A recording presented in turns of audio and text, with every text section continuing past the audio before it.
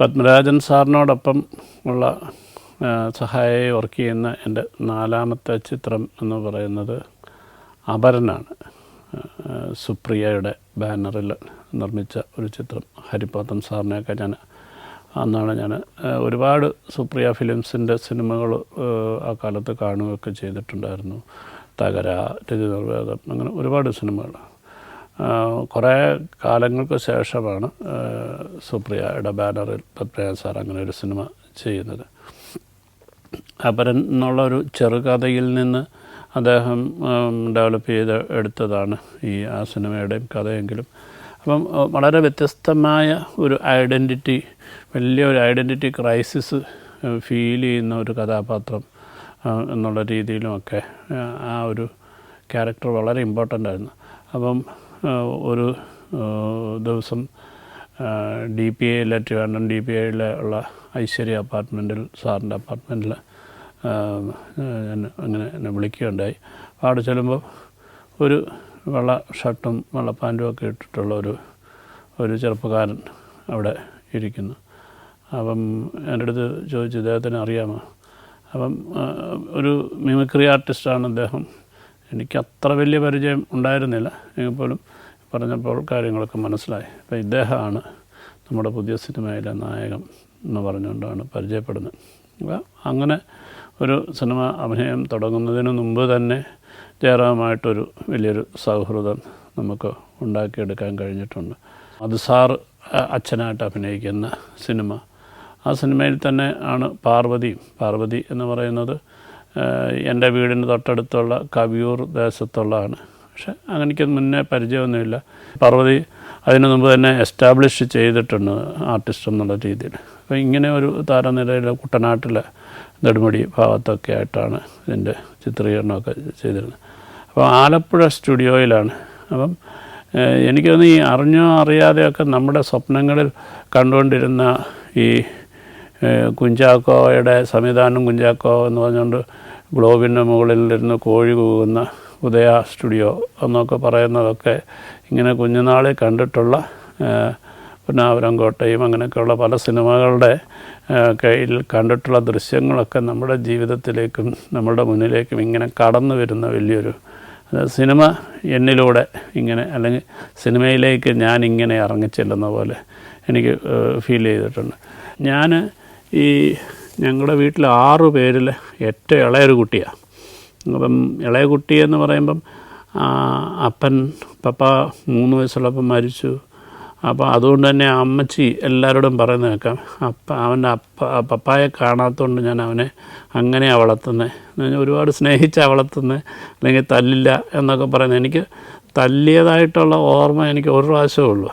അതെന്ന് പറഞ്ഞാൽ ഞാൻ നേരത്തെ പറഞ്ഞതിൻ്റെ തൊട്ടടുത്തുള്ള രക്ഷാസൈനിക സ്കൂളിലാണ് അവിടെ പഠിച്ചിരുന്നത്. അപ്പം അവിടെ വളരെ വിവിധങ്ങളായിട്ടുള്ള ഒരുപാട് ആക്ടിവിറ്റീസ് ഉണ്ട്. അപ്പം എല്ലാവർക്കും അറിയാവുന്നതാണ് ഈ സ്കൂൾ കാലങ്ങളിലൊക്കെ ഉപ്പുമാവിൻ്റെ മണമൊക്കെ നമ്മളൊക്കെ ഇങ്ങനെ ഇത് ചെയ്തിട്ടുള്ള ആണ്. അപ്പം വട്ടയിലക്കകത്താണ് അന്ന് ഈ ഉപ്പുമാവൊക്കെ കഴിച്ചുകൊണ്ടിരുന്നത്. പക്ഷേ എനിക്കൊരിക്കൽ പോലും ഈ ഉപ്പുമാവ് കഴിക്കാൻ പറ്റിയിട്ടില്ല. കാരണം വീടിന് തൊട്ടടുത്തായതുകൊണ്ട് അത് തന്നെയല്ല, കുറച്ചുകൂടെ താഴേക്കുള്ള കുട്ടികളൊക്കെയാണ് അത് ഭക്ഷണം കഴിക്കുന്നതെന്നൊക്കെ ഉള്ള രീതി വെച്ചിട്ട് നമ്മുടെ വീട്ടിൽ നിന്നൊക്കെയാണ് വട്ടയിലൊക്കെ കുട്ടികൾ നമ്മൾ പെറുക്കിക്കൊണ്ട് പോകുന്നത്. പക്ഷേ അന്നേരം ഈ DA ഒക്കെ വരുമ്പം ഈ കുട്ടികളെ തയ്ക്കാൻ വേണ്ടി അന്നത്തെ ദിവസം ഞാൻ അവിടെ കഴിക്കണമെന്നൊക്കെ പറഞ്ഞ് ഇങ്ങനെ കൊണ്ടിരുത്തുകയൊക്കെ ഉണ്ട്. പക്ഷേ എന്നെ ഉച്ച കഴിഞ്ഞിട്ടും കാണാഞ്ഞപ്പോൾ വീട്ടിൽ നിന്ന് ആൾ അന്വേഷിച്ച് വന്നു. അവിടെ ഈ നിലത്ത് കുത്തിയിരുന്ന് എന്നെ അവിടുന്ന് പൊക്കിക്കൊണ്ട് പോയ ഇതൊക്കെ വളരെ കൃത്യമായ ഇങ്ങനെ എന്താ പറയുക, സിനിമയിലെന്ന പോലെ ഇങ്ങനെ മനസ്സിൽ ഓർത്ത് നിൽക്കുകയാണ്. ഒരുപാട് സ്നേഹിക്കുന്നതുകൊണ്ട് ഒരുപാട് റെസ്ട്രിക്ഷൻ പലപ്പോഴും നമ്മളൊക്കെ അനുഭവിക്കും. പ്രത്യേകിച്ച് കുട്ടിക്കാലത്തൊക്കെ അച്ഛനില്ല വളരുന്ന കുട്ടിയാണെന്ന് പറഞ്ഞുകൊണ്ട് അമ്മ കൂടുതൽ കരുതും. പിന്നെ ഈ 6ാമനായതുകൊണ്ട് ബാക്കിയുള്ളവരുടെ എല്ലാം കൂടുതൽ അമിതമായ നോട്ടം അല്ലെങ്കിൽ വാത്സല്യം ഒക്കെ ഉണ്ടാകുന്നതൊക്കെ കുട്ടികളെ സംബന്ധിച്ചിടത്തോളം ഒരുപാട് പ്രയാസം ഉണ്ടാക്കുന്നതാണ്. അപ്പോൾ മറ്റു കുട്ടികൾക്ക് കിട്ടുന്നൊരു സ്വാതന്ത്ര്യം എനിക്ക് ആ സ്കൂളിൽ എനിക്ക് കിട്ടാതെ പോകുന്നു. അവരൊക്കെ സ്കൂൾ കഴിഞ്ഞ് കഴിഞ്ഞാൽ അന്നൊക്കെ ഫുട്ബോൾ കളിക്കും, പന്ത് കളിക്കുന്നതിന് പന്തൊന്നും ഉണ്ടാവില്ല. അങ്ങനെ ഈ വേസ്റ്റ് പേപ്പറുകളൊക്കെ കൂട്ടി വെച്ച് കെട്ടി പ്ലാസ്റ്റിക്കൊക്കെ വെച്ചിട്ട് വരിഞ്ഞ് ബോളാക്കി വെച്ചിട്ട് ആണ് ബോളിൻ്റെ ഒരു വലുപ്പത്തിലൊക്കെ ഉണ്ടാക്കിയാണ് കളിക്കുക. അപ്പോൾ ഇതൊക്കെ എനിക്ക് ഭയങ്കര എന്നെ സംബന്ധിച്ചിടത്തോളം എനിക്ക് പറ്റാത്ത ചില കാര്യങ്ങളായിട്ട് മാറിയിട്ട് ഒരു ദിവസം ഞാൻ രണ്ടും കൽപ്പിച്ച് സ്കൂൾ കഴിഞ്ഞപ്പോൾ ഈ കുട്ടികളോട് കൂടെ പോയി കാട്ടുകര എന്ന് പറയുന്നുണ്ട്, അവിടെ നിന്ന് മാറിയൊരു സ്ഥലത്ത് പാടത്ത് കളിച്ചുകൊണ്ട് നിൽക്കുകയാണ്. അപ്പം കളിക്കുന്ന ഒരു ആവേശത്തിൽ നമ്മൾ വീട്ടിൽ പോകുന്നതിനെക്കുറിച്ചോ വീട്ടിൽ അന്വേഷിക്കുന്നതിനെക്കുറിച്ചോ ഒക്കെ അങ്ങ് മറന്നുപോയി. കുറേ കഴിഞ്ഞപ്പോൾ എൻ്റെ ചേട്ടനും പുള്ളിയുടെ 1-2 കൂട്ടുകാരും ഒക്കെ സൈക്കിളിൽ കറങ്ങി അന്വേഷിച്ചു. അപ്പോഴത്തേക്ക് നേരെ ഇരുട്ടാൻ തുടങ്ങി. വന്ന് പിടിച്ചുകൊണ്ട് പോയി വീട്ടിൽ കൊണ്ടുവന്നു. അപ്പം അമ്മച്ചി ഇങ്ങനെ ചൂരവടിയുമായിട്ട് നിൽക്കുക. ചൂരവടിയുമായിട്ട് നിന്നിട്ടപ്പോഴത്തേക്ക് ഞാൻ ഓടാൻ തുടങ്ങി. അപ്പം വീടിന് ചുറ്റും അമ്മച്ചി എന്നെ ഇട്ട് ഓടിക്കുക. അതിനെക്കുറിച്ച് ഞാൻ തന്മാത്രയിൽ ഈ കഥ ഞാൻ പറഞ്ഞിട്ടുണ്ട്. ലാലേട്ടൻ ഇങ്ങനെ പറയുന്ന അമ്മയുമായിട്ടുള്ള ബന്ധത്തിനെക്കുറിച്ച് പറയുമ്പോൾ അപ്പം അന്ന് വീടിന് ചുറ്റും ഓടുന്ന കഴിഞ്ഞാൽ വീടിന് ചുറ്റും ഓടിയാൽ അമ്മയുടെ അമ്മിഞ്ഞയ്ക്ക് നീര് വരുമെന്നുള്ള ഒരു പഴഞ്ചൊല്ല് പോലെ ഒരു പണ്ട് അവിടെ കുട്ടികളുടെ കാലത്ത് ഇങ്ങനെ പറഞ്ഞു കേട്ടിട്ടുണ്ട്. അപ്പോൾ അമ്മ ഓടാതിരിക്കാൻ വേണ്ടി കാണിക്കുന്ന ഒരു വിക്രസായിട്ടാണ് വിചാരിച്ചിട്ടുള്ളത്. അങ്ങനെയാണ് എനിക്ക് അമ്മ അടിച്ചതിനെക്കുറിച്ചും ഇതൊക്കെ അറിയാതെ എനിക്ക് തോന്നുന്നു തന്മാത്രയിൽ ലാലേട്ടൻ അമ്മയെ ഓർക്കുമ്പോൾ നല്ലൊരു ഇഞ്ചിക്കറി കൂട്ടിയാൽ കണ്ണ് നിറയുമെന്ന് പറയുന്നത് എൻ്റെ ജീവിതം തന്നെ. എനിക്കിപ്പോഴും നല്ല ഒരു രുചിയുള്ള ഒരു ഇഞ്ചിക്കറിയുമായിട്ട് എനിക്ക് ഏറ്റവും അധികം റിലേറ്റ് ചെയ്യുന്നത് എൻ്റെ അമ്മയാണ്. നമുക്കൊക്കെ അങ്ങനെ ആയിരിക്കും, പല മണങ്ങൾ നമുക്ക് പലരുമായിട്ട് നമുക്ക് ഐഡൻറ്റിഫൈ ചെയ്യാൻ പറ്റും, അവരുടെ പ്രസൻസ് നമുക്ക് ഫീൽ ചെയ്യിക്കാനായിട്ടൊക്കെ പറ്റും. ഈ ഓർക്കാൻ തുടങ്ങിയാൽ ഇങ്ങനെ കുട്ടിക്കാലത്തേക്ക് ഇങ്ങനെ ഒരുപാട് എന്താ പറയുക, ഇത് കുറേയൊക്കെ ഞാൻ സിനിമയിൽ ഉപയോഗിച്ച് കഴിഞ്ഞിരിക്കുന്നു, ഇനിയും ഉപയോഗിക്കേണ്ടതായിട്ടുള്ള ഒരുപാട് കാര്യങ്ങളുണ്ടെന്ന് തോന്നിയിട്ടുണ്ട്. അങ്ങനെയാണ് ഈ ഉദയ സ്റ്റുഡിയോയിൽ. അപ്പം ഉദയ സ്റ്റുഡിയോയിൽ ആണ് എല്ലാവരും താമസിക്കുന്നത് അവരൻ ചിത്രത്തിൽ. അപ്പം ജയറാം ഒന്ന് ഒരു പുതിയ ആളെന്നുള്ള രീതിയിൽ ജയറാം വളരെ എല്ലാവരുമായിട്ടും അടുത്ത് ഇടപഴകുകയും അപ്പം ചിലപ്പോഴൊക്കെ ഇങ്ങനെ ഈ ഇടവേളകൾ അല്ലെങ്കിൽ വൈകുന്നേരങ്ങളൊക്കെ ഫ്രീ ആയിട്ടിരിക്കുന്ന സമയത്ത് ജയറാമിൻ്റെ വകയായിട്ടുള്ള ഒരു കലാപരിപാടിയുണ്ട്. എന്ന് വെച്ച് കഴിഞ്ഞാൽ പുള്ളി മിമിക്രി ആർട്ടിസ്റ്റ് എന്നുള്ള രീതിയിൽ ആ സമയത്ത് ഭയങ്കരമായിട്ട് എസ്റ്റാബ്ലിഷ് ചെയ്തിരുന്നതുകൊണ്ട് അപ്പോൾ സ്ഥിരമായിട്ട് അദ്ദേഹം കാണിക്കുകയും എല്ലാവരും ഇഷ്ടപ്പെടുകയും ചെയ്തിരുന്ന ഒരു കാര്യമാണ്. പക്ഷേ അത് കാണുമ്പോൾ എനിക്ക് ചില സമയത്ത് ആ സമയത്തൊക്കെ ജയറാമിനെ തല്ലിക്കൊല്ലണമെന്നൊക്കെ തോന്നിയിട്ടുണ്ട്. കാരണം ഇയാൾ പറയുന്നൊരു സമയം എല്ലാവരും വിളിച്ചു കൂട്ടിയിരിക്കുന്ന ഒരു സമയത്താണ് പറയുക. അവൻ പറയും ഈ നമ്മുടെ അസിസ്റ്റൻറ്റ് ഡയറക്ടർ ബ്ലസ്സി ഒരു പോലീസ് ഓഫീസറായാൽ, ഒരു ഇൻസ്പെക്ടറായാൽ, ഒരു കള്ളനെ കിട്ടിയാൽ എങ്ങനെയാണ് അവനെ കൊണ്ട് കുറ്റം തെളിയിക്കുന്നത് എന്ന് പറഞ്ഞുകൊണ്ട് എൻ്റെ പതുങ്ങിയ വൃത്തിയായിട്ട് ഞാനിപ്പോൾ അത് പറയാൻ ഉദ്ദേശിക്കുന്നില്ല. അങ്ങനെ ഏറ്റവും മോശമായിട്ട് നീ അങ്ങനെ ചെയ്യല്ലേ, തെറ്റ് ചെയ്യില്ല, നീ മറ്റേ ഉപദേശിമാർ പറയുന്നതിൻ്റെ തൊട്ട് കള്ളനെ കൊണ്ട് പറയിപ്പിക്കുന്ന കാര്യങ്ങൾ അത് അവിടുത്തെ ഒരു സ്ഥിരം ഒരു പരിപാടിയായിരുന്നു. അതുപോലെ തന്നെ സാറ് അപ്പം ചില സമയത്തൊക്കെ അവിടെ പാർട്ടികളൊക്കെ ഉണ്ടാകും. അങ്ങനെ പാർട്ടികളൊക്കെ വരുമ്പോൾ സാറ് സ്ഥിരമായിട്ട് എന്നെക്കൊണ്ട് പാടിക്കുന്ന ഒരു പാട്ടുണ്ടായിരുന്നു, അല്ലിയാമ്പൽ കടവിൽ നിന്ന് അരയ്ക്ക് വെള്ളം എന്ന് പറഞ്ഞ്. അപ്പം ഇത് ഞാൻ ഈ അവരിന് മാത്രമല്ല, എനിക്ക് തോന്നുന്നു മൂന്നാം പക്കത്തിൻ്റെ പായ്ക്ക പാർട്ടി, അങ്ങനെ പല പായ്ക്ക പാർട്ടികളിലും ഞാൻ ഇതേ പാട്ട് തന്നെ സാറ് പറഞ്ഞിട്ട് ഞാൻ പാടിയതൊക്കെ ഇങ്ങനെ ഓർക്കുകയാണ്. സാറൊക്കെ ഒരുപാട് ഉന്നതത്തിലും അല്ലെങ്കിൽ ബഹുമാനത്തിലും ഒക്കെ ഒരുപാട് അകലെയാണെങ്കിൽ പോലും ഈ കൂടെയുള്ള ആൾക്കാരെ ഒക്കെ തൊട്ടറിയാൻ പറ്റുന്ന തരത്തിലല്ലെങ്കിൽ അവരുമായിട്ടൊക്കെ ഉള്ള ഒരു സ്നേഹവും അടുപ്പവും ഒക്കെ ഒരുപാട് ആത്മാർത്ഥമായി കരുതാൻ പറ്റുന്ന തരത്തിലൊക്കെ പെരുമാറിയിരുന്നു എന്നുള്ളതാണ് എനിക്ക് ഓർത്തെടുക്കാനായിട്ട് പറ്റുന്നത്. മധുസാറിനെയൊക്കെ നമ്മൾ ഒരുപാട് സിനിമകളിലൂടെ നമ്മുടെ മനസ്സിലിങ്ങനെ ഭയങ്കരമായി നമ്മൾ പ്രതിഷ്ഠിച്ചിരിക്കുന്ന ഒരാളാണ്. അപ്പം അദ്ദേഹവുമായിട്ട് ചേർന്ന് നിന്ന് സിനിമയിൽ ജീവ അപ്പം നമുക്ക് ഗ്രാജുവലായിട്ടൊരു വളർച്ചയുണ്ട്. നമുക്ക് കുറച്ച് ഡയലോഗുകളൊക്കെ പറഞ്ഞു കൊടുക്കാൻ പറ്റുന്ന രീതിയിലേക്കാവുക, അല്ലെങ്കിൽ സാറിൻ്റെ അടുത്ത് കൂടുതൽ സംസാരിക്കാനും സജഷൻസ് പറയാനും പറ്റുന്ന രീതിയിലേക്കാവുക എന്നുള്ള രീതിയിലൊക്കെ നമ്മൾക്കൊരു ഡെവലപ്മെൻറ്റ്സ് അവിടെ വരുന്നുണ്ട്. ഇന്ത്യയിലെ 13 സംസ്ഥാനങ്ങളിലൂടെയുള്ള സഞ്ചാരം ഇപ്പോൾ പെൻഡ്രൈവിൽ ലഭിക്കുന്നു. ചരിത്രവും ഐതിഹ്യങ്ങളും യഥാർത്ഥ ജീവിതവും ഒത്തുചേരുന്ന ഇന്ത്യൻ കാഴ്ചകളുടെ ഈ അസുലഭ ശേഖരം സ്വന്തമാക്കാൻ 9955444222 എന്ന നമ്പറിലേക്ക് ഇന്ത്യ എന്ന് SMS ചെയ്യൂ. ഇപ്പം ഈ അപരനെ ജയറാമിനെ കൊല്ലാനായിട്ട് നടക്കുന്ന മറ്റൊരാളാണ്, അപരനാണെന്ന് വിചാരിച്ചിട്ട് ഇദ്ദേഹത്തിനെ കൊല്ലാനായിട്ട് നടക്കുന്ന ഒരു ഗ്രൂപ്പുണ്ട്. അത് ഒരു ടെമ്പോ ട്രാവലർ ഓടിച്ചുകൊണ്ട് നടക്കുന്ന ഒരാളെയാണ് അപ്പം സാറ് ഒരുപാട് ആൾക്കാരുടെ ഷൂട്ടിങ് തുടങ്ങി ആ പോർഷനൊക്കെ ഷൂട്ട് ചെയ്യാനായിട്ട് അടുക്കാറായി. ഒരുപാട് പേരെ അന്വേഷിച്ചു, കിട്ടിയില്ല. അപ്പോൾ ഒരു ദിവസം ഞങ്ങളിങ്ങനെ ഷൂട്ട് ചെയ്തുകൊണ്ടിരിക്കുക. അപ്പം ഹരിപോത്തൻ സാറ് തൊട്ടടുത്തും ഇങ്ങനെ സാറിൻ്റെ അടുത്ത് നിൽക്കുന്നുണ്ട്, ഇവർ സംസാരിക്കുന്നുണ്ട്. അപ്പം ഞാനെന്തോ എൻ്റെ വർക്കുമായിട്ടിങ്ങനെ സെറ്റിൽ നിൽക്കുകയാണ്. അപ്പം എനിക്കന്ന് തീരെ മെലിഞ്ഞ് ഇച്ചിരി മുടിയൊക്കെ നീട്ടി ഇച്ചിരി ഉശാന്താടിയൊക്കെ ആയിട്ട് കണ്ടാലൊരു അലമ്പ് ലുക്കിൽ തന്നെയാണ് ആ കഥകളിലുണ്ടായിരുന്നത്. അപ്പോൾ ഒരു ഡ്രഗ് മാഫിയ അല്ലെ ഡ്രഗിൻ്റെയൊക്കെ ആൾക്കാരെന്നൊക്കെ ഉള്ള രീതിയിലുള്ള ഒരു ക്യാരക്ടറാണ് അവർ അന്വേഷിക്കുന്നത്. അപ്പം ഹരിപദൻ സാറ് എന്നെ കണ്ണ് കാണിച്ചിട്ട് സാറിൻ്റെ അടുത്ത് ചോദിച്ചു, നമുക്ക് ഇവനെ ഉപയോഗിച്ചാലോ എന്ന് ചോദിച്ചു. അപ്പം സാർ എന്നെ നോക്കി എന്നെ വിളിച്ചു, നിനക്ക് ആ ക്യാരക്ടർ ചെയ്യാമെന്ന് ചോദിച്ചു. അപ്പോൾ എനിക്ക് സ്ക്രിപ്റ്റ് നന്നായിട്ട് അറിയാമല്ലോ ഈ പറഞ്ഞ കാര്യങ്ങൾ. ഞാൻ 1 മിനിറ്റ് പോലും എനിക്ക് ആലോചിക്കേണ്ടി വന്നില്ല.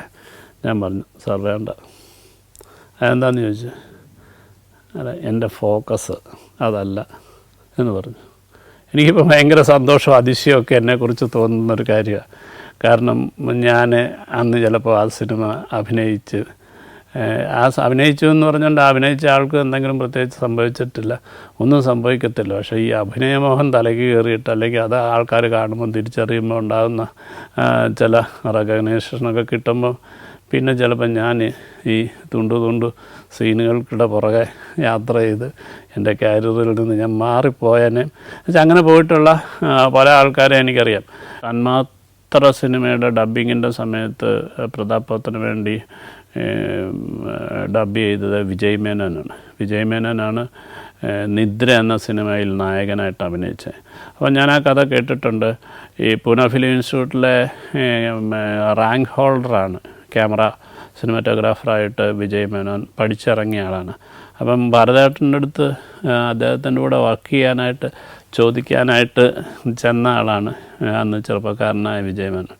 അപ്പം സാറ് ഭരതേട്ടനിങ്ങനെ ആ സമയത്ത് നിദ്രയ്ക്ക് ഒരു പുതിയൊരാളെ അന്വേഷിച്ചിരിക്കുന്ന സമയമായതുകൊണ്ട് തന്നെ പെട്ടെന്ന് ഈ വിജയ് മേനോൻ്റെ മുഖം അദ്ദേഹത്തിന് കൃത്യമായി കഥാപാത്രത്തിൽ കാണാൻ കഴിഞ്ഞു എന്നുള്ളതുകൊണ്ട് ആ ഓഫർ കൊടുക്കുകയും അത് അദ്ദേഹം സ്വീകരിക്കുകയും അഭിനയിക്കുകയാണ്.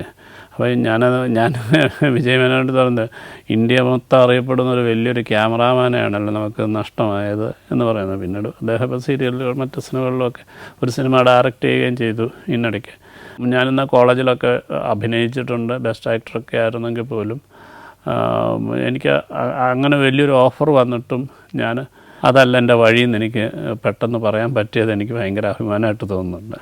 സാഹിത്യകാരൻ, എഴുത്തുകാരൻ, ചലച്ചിത്രകാരൻ എന്നൊക്കെ ഉള്ള ഇതിനെക്കാട്ടൊക്കെ ഉപരിയായിട്ട് പത്മരാജൻ സാറ് ഒരു വലിയൊരു എന്താ പറയുക, ഒരു സൗണ്ട് റെക്കോർഡിസ്റ്റ് എന്ന് വേണമെങ്കിൽ പറയാം. അല്ലെങ്കിൽ സൗണ്ടിനെ കുറിച്ച് ഭയങ്കര സാധ്യതകളെ നന്നായിട്ട് ഉപയോഗിക്കുകയും മനസ്സിലാക്കുകയും ചെയ്തിട്ടുള്ള ഒരാളാണ്. കാരണം അദ്ദേഹം ARലാണ് വർക്ക് ചെയ്തിരുന്നത് എന്നുള്ളത് കൊണ്ട് തന്നെ സൗണ്ടിങ് അദ്ദേഹത്തിനെ സംബന്ധിച്ചിടത്തോളം വളരെ ഇമ്പോർട്ടൻ്റായിട്ട് ചെയ്തുകൊണ്ട് ഇരുന്ന ഒരാളും കൂടിയാണ്. അപ്പം അത് എനിക്ക് തോന്നുന്നു എൻ്റെ സാറിൻ്റെയോടുള്ള എൻ്റെ 2ാമത്തെ സിനിമ മുതൽ ഈ സിനിമകൾ വർക്ക് ചെയ്യുമ്പം എൻ്റെ അടുത്ത് ഇങ്ങനെ പറഞ്ഞു തരാറുണ്ട്. ഞാൻ ഊട്ടിയിൽ കൂടെവിടെ വർക്ക് ചെയ്തപ്പം, മിലിറ്ററി ക്യാമ്പിൽ വർക്ക് ചെയ്തപ്പം അതിൻ്റെയൊക്കെ ഈ നാഗ്ര എടുത്തിട്ട് അവിടെ പോയി ഇങ്ങനെ ഓരോരുത്തരന്ന് എനിക്ക് ചിത്രാനിലെ ഉണ്ണിച്ചേട്ടനാന്ന് തോന്നുന്നു, അങ്ങനെയൊക്കെ ഓരോരുത്തർ റെക്കോർഡ് ചെയ്തതിനെക്കുറിച്ചൊക്കെ പറയാറുണ്ട്. അപ്പോൾ എനിക്ക് എൻ്റെ സാറിൻ്റെ 2ാമത്തെ സിനിമ മുതൽ ആ ജോലി എനിക്ക് തരികയുണ്ടായി. ഇനി ഇപ്പം ജനറൽ ഹോസ്പിറ്റലിൻ്റെ ആംബിയൻസ് ഇപ്പം ഇന്നത്തേൻ്റെ കൂട്ട് ഒരു നമുക്ക് സ്റ്റോക്കിൽ കിട്ടുന്നതായിരിക്കുന്നില്ല ഈ സൗണ്ടുകളൊന്നും. അല്ലെങ്കിൽ സ്റ്റോക്കിൽ നമ്മുടെ ഒരു കേരളത്തിലെ ഒരു ജനറൽ ഹോസ്പിറ്റലിൻ്റെ കൃത്യമായ ശബ്ദം സ്പെസിഫൈ ചെയ്ത് ഉദ്ദേശിക്കുന്നതുകൊണ്ട് ഞാൻ ഈ ജനറൽ ഹോസ്പിറ്റലിൽ പോയി ഇങ്ങനെ ആരും അറിയാതെ ശബ്ദം എടുത്തിട്ടുണ്ട്. എന്തിന് ഏറ്റവും വലിയ രസമെന്ന് പറഞ്ഞാൽ ഇപ്പോൾ ആലോചിക്കും ഭയങ്കര തമാശയായിട്ട് തോന്നുന്നൊരു കാര്യം എന്ന് വെച്ചാൽ അതിൽ കുറച്ച് പോത്തുകളൊക്കെ നടന്നു പോകുന്നതിൻ്റെ ഒരു ഷോട്ടുണ്ട്. അപ്പം ഇപ്പോഴാണെന്നുണ്ടെങ്കിൽ എഫക്ട്സ് കൊടുക്കുന്നതെന്ന് വെച്ചാൽ ഇതൊന്നും അത്രയും സിനിമ അത്രയും ഡെവലപ്പ് ആയിട്ടില്ല എന്നുള്ളതിൻ്റെ ഒരു ഉദാഹരണമായിട്ട് പറയാനായിട്ട് ഇവിടെയാണ് ആഗ്രഹിക്കുന്നത്.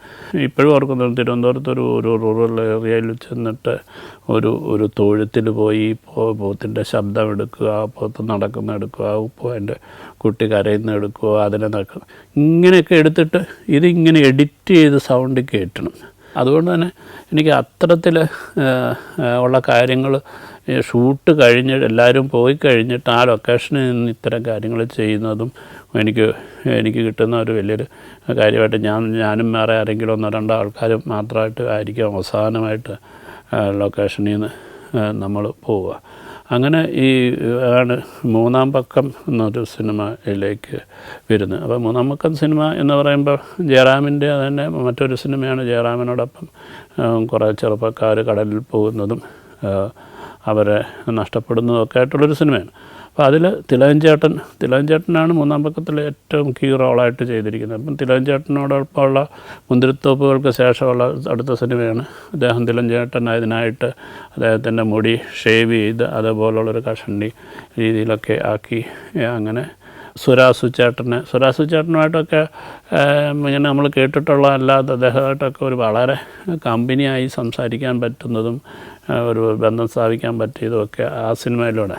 അവർ ചീട്ട് കളിച്ചുകൊണ്ടിരിക്കുമ്പം ഇങ്ങനെ പറയുന്നുണ്ട്, പതാലിലെ തമ്പി പോയി ഇങ്ങനെ ഓരോരുത്തരായി പൊയ്ക്കൊണ്ടിരിക്കുകയാണ് എന്ന് പറഞ്ഞാൽ വയസ്സായിട്ടുള്ള ആൾക്കാർ അവരുടെ ആകുലതകളിൽ കുറിച്ച് അല്ലെങ്കിൽ അവരുടെ ഒരു ആങ്സൈറ്റി ഉണ്ടല്ലോ ജീവിതത്തിൽ, അവരുടെ സുഹൃത്തുക്കളൊക്കെ നഷ്ടപ്പെടുന്നതിന് ഇങ്ങനെയൊക്കെ പറയുന്ന ഒരു വലിയൊരു അപ്പോൾ ഓരോ സിനിമയുടെയും പാത്ര സൃഷ്ടികളെന്ന് പറഞ്ഞാൽ അത്രയധികം ഡിഫറൻ്റായിട്ട് കൈകാര്യം ചെയ്യുകയും അതിനോടൊപ്പം തന്നെ വളരെ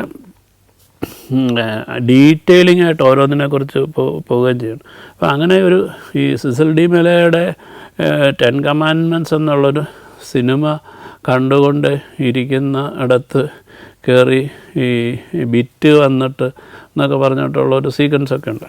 അപ്പം ഇത് പറയുമ്പം കേൾക്കുമ്പോൾ വളരെ എളുപ്പമുള്ളൊരു കാര്യമാണ്.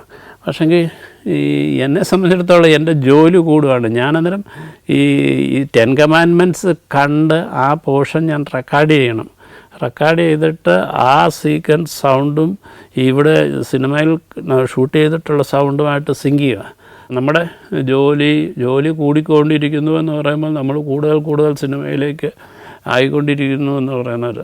അപ്പോൾ അതൊക്കെ ഞാനിപ്പം ഇന്നലെ എന്ന പോലെ ഓർക്കുകയാണ്. അപ്പം ഞാനത് പറയും, ഇംഗ്ലീഷ് സിനിമ എഡിറ്റ് ചെയ്യാൻ അല്ലെങ്കിൽ സൗണ്ട് ചെയ്യാനായിട്ടുള്ള ഭാഗ്യമൊക്കെ നമുക്ക് കിട്ടിയതുപോലെയുള്ള അവസരങ്ങൾ. അപ്പം ഇത് സാറിനെ സംബന്ധിച്ചിടത്തോളം ഒരു കാര്യം നമുക്ക് ഏറ്റവും കോൺഫിഡൻസോടുകൂടി ഏൽപ്പിക്കാവുന്ന തരത്തിലേക്ക് അദ്ദേഹത്തിൻ്റെ ഉള്ളിൽ എനിക്ക് ഇടമുണ്ടാക്കാൻ കഴിഞ്ഞു.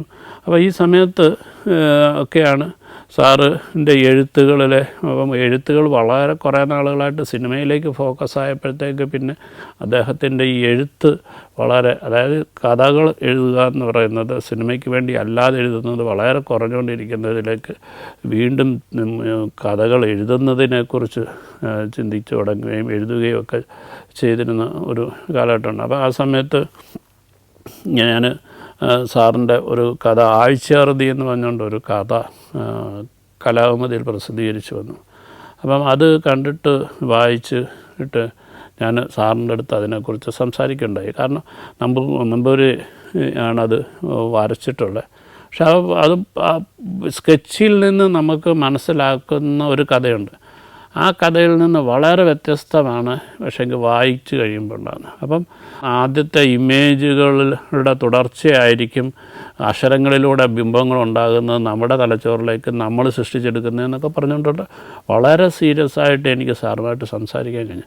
അദ്ദേഹവും ഒരു വലിയൊരു മുതിർന്ന ഒരാളോട് അല്ലെങ്കിൽ അത്തരത്തിലുള്ള ഒരു ക്രിട്ടിക്കനോടൊക്കെ സംസാരിക്കുന്ന പോലെ അതിനെ ശരിവെക്കുകയും അതിൻ്റെ അകത്ത് പ്രത്യേകിച്ച് ഒരു കഥ എഴുതി നമ്മൾ പ്രസിദ്ധീകരിക്കുമ്പോൾ അതിലുണ്ടാകുന്ന സ്കെച്ചുകളാണ് ആദ്യ കഥ വായിക്കുന്നതിനേക്കാൾ മുമ്പ് ഈ വായനക്കാരുടെ തലച്ചോറിലേക്ക് എത്തുന്നതെന്നൊക്കെ ഉള്ള കാര്യങ്ങൾ പറഞ്ഞ അടുത്ത സമയങ്ങളിലൊക്കെ നമുക്ക് കൂടുതൽ അത് ശ്രദ്ധിക്കണമെന്ന്.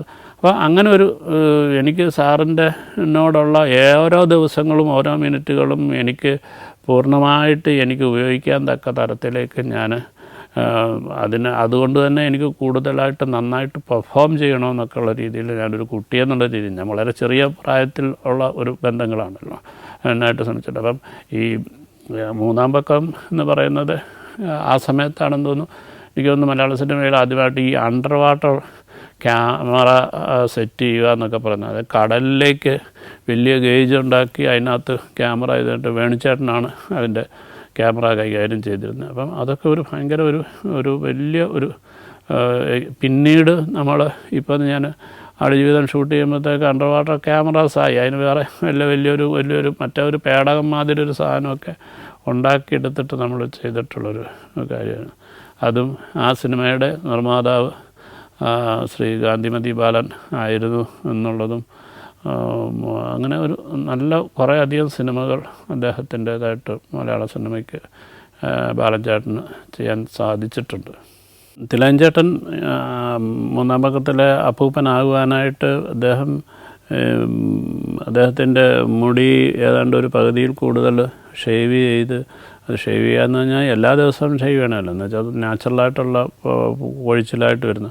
അങ്ങനെ ചെയ്ത് ആ സിനിമയിൽ കണ്ട് ഒരുപാട് അദ്ദേഹം അതിൻ്റെ ഒരു ക്യാരക്ടർ, അദ്ദേഹത്തിൻ്റെ ബോഡി ലാംഗ്വേജ് മാറ്റുന്നു, കാര്യങ്ങൾ ഒക്കെ ചെയ്തിട്ടുള്ള നമ്മളെവിടെയോ ഒക്കെ കണ്ടിട്ടുള്ള ഒരുപാട് കാര്യങ്ങൾ വളരെ ഡീറ്റെയിൽ വെച്ചാൽ മുണ്ടുടുക്കുന്ന രീതികൾ, കാര്യങ്ങൾ ഇവരുടെയൊക്കെ ഈ എന്താ പറയുക ഒബ്സർവേഷൻ ഭയങ്കരമായിട്ടും ക്യാരക്ടറിലേക്ക് കൊണ്ടുവരാനായിട്ട് അക്കാലത്തുള്ള നടന്മാർ വളരെയധികം ശ്രദ്ധിച്ചിരുന്നു എന്നുള്ളത് അതൊക്കെ വളരെ ഇൻസ്റ്റൻ്റായിട്ടാണ്. ഒപ്പം തന്നെ കൂടെ ഉണ്ടായിരുന്നതാണ് കവല എന്ന് പറഞ്ഞാൽ എനിക്കൊന്ന് ജഗതി ചേട്ടൻ്റെ ഏറ്റവും വളരെ നോട്ട് ചെയ്യുന്ന ഒരു കഥാപാത്രമാണ് കവല എന്ന് പറയുന്ന ഒരു ക്യാരക്ടർ. അപ്പം തിലകൻ ചേട്ടൻ ലാസ്റ്റിൽ ഈ ബലിയിടുവാനായിട്ട് കടലിലേക്ക് ഇങ്ങനെ ഇറങ്ങിപ്പോകുന്നതിൻ്റെ അന്നേരം ബലി ഒഴുക്കുവാനായിട്ട് കടലിലേക്ക് ഇറങ്ങുന്ന ആൾ അങ്ങനെ ഇറങ്ങിപ്പോകുന്നു എന്ന് പറയുന്നതാണ് ശരിക്കും ആ സിനിമയുടെ ഒരു അവസാനമെങ്കിൽ ഇദ്ദേഹം അങ്ങനെ അങ്ങ് ഇറങ്ങിപ്പോയി. ഒരു ഘട്ടത്തെ നമ്മൾ ഭയങ്കര ഭയം എന്ന് വെച്ച് കഴിഞ്ഞാൽ ഇദ്ദേഹം ഒരു ട്രാൻസിൽ എന്ന പോലെ അങ്ങനെ അങ്ങ് പോവുകയാണ്. എന്ന് വെച്ച് കഴിഞ്ഞാൽ